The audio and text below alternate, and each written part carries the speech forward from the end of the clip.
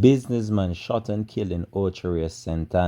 Hi again and welcome. This is Links 007 TV News Report, and we'll be right back with the details to come. Welcome to Links 007 TV News Report, providing you with the best in local and international news updates. This is a place where you can get the most reliable and informative news information. Links 007 TV News Report. Welcome back and thanks for joining us. This is Links 007 TV News Report.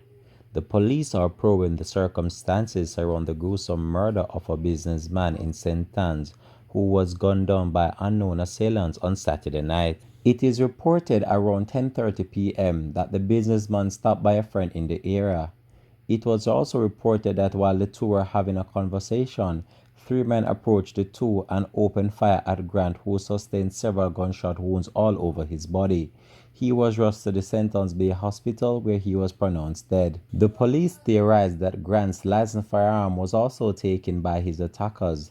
The police are also reporting that they found a homemade firearm at the scene of the crime with a 9mm casing and also a 9mm casing live round.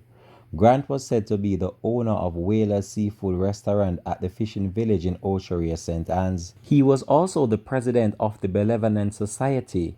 Many say oftentimes he would push aside the runnings of his own business to pacify conflict sometimes that occurs during tradesmen and often encourage those who work with him.